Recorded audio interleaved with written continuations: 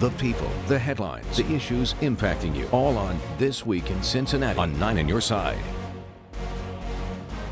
Welcome back. This fall, the I-Team uncovered a large backlog in Kentucky, the DNA system. That meant justice delayed for hundreds of rape victims.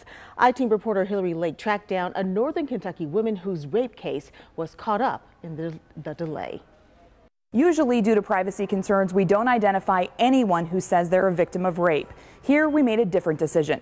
The woman you're about to meet contacted us. She wants to share her story and tells me there's no need to conceal her identity. Each step forward she takes means more than most of us will ever understand. But what you see on the outside is a stark contrast to how Tracy Jackson feels inside. It's like I don't have control again. Like they're taking that from me too. Like I can't move forward with my life.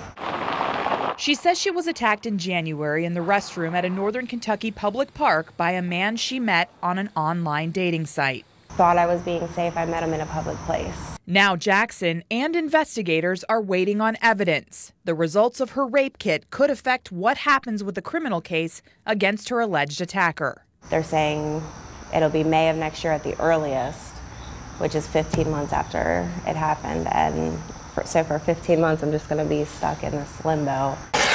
The 9 on Your Side I-Team discovered the DNA testing delay Jackson talks about is true, and it's affecting more than rape cases. How big of a backlog are we talking about? Our average turnaround time dropped from 15 months down to about 8 months.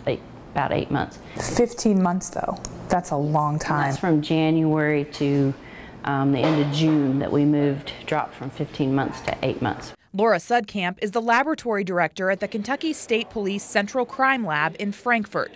She tells me high employee turnover, low salary offerings, and an influx of DNA cases from police departments statewide have created a challenging workload for lab analysts. What is the holdup? We are working as hard as we can, as fast as we can. We do have people that feel guilty because they go on vacation, knowing that there are kids sitting here. Sudkamp tells me there are some 20,000 DNA samples from 2,260 current cases waiting for testing. Of the cases, 425, or 19%, involve a sexual assault evidence collection kit like the rape kit Tracy Jackson is waiting on. They're re-victimizing people. It makes it a lot harder to move on and get through what happened when you have no answers. Christy Birch works with victims at the Women's Crisis Center in Covington.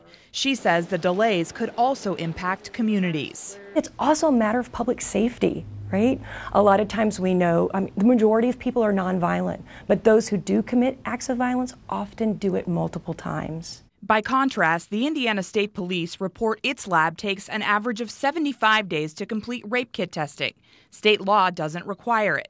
In Ohio, according to the Attorney General's office, the testing takes an average of 24 days. State law requires it on all new cases.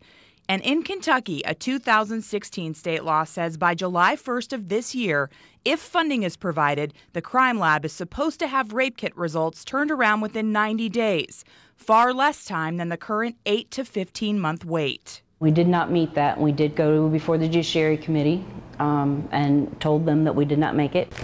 The backlog of current DNA testing at the crime lab is different than a backlog of 4,587 old, untested rape kits the state cleared up last year. The Kentucky Attorney General gave the lab $4.5 million in 2016 to cover lab upgrades and prevent further backlogs. Birch says the current delays and money problems are also calls for state lawmakers to do more. We have to prioritize victims of sexual violence and survivors of sexual violence. Sudkamp says things are looking up. Lab data shows 22 analysts completed DNA testing on 551 cases, including rape cases, from July through September of last year.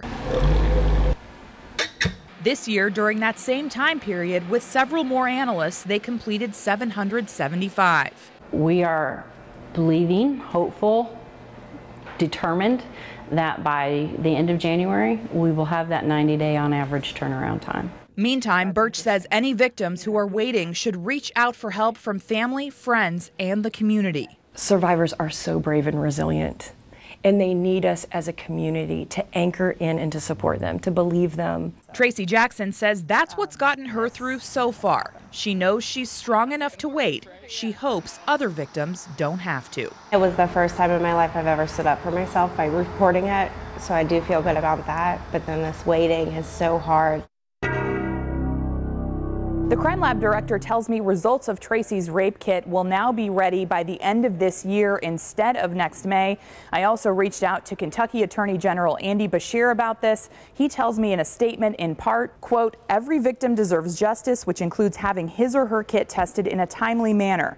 I am concerned and will do everything in my power to determine the cause and demand it be fixed." Hillary Lake, 9 on your side. And the Kentucky Attorney General has new findings in the rape kit situation. 9 on your side will update you on that as progress is made. This Week in Cincinnati, we'll be right back. The people, the headlines, the issues impacting you, all on This Week in Cincinnati on 9 on your side.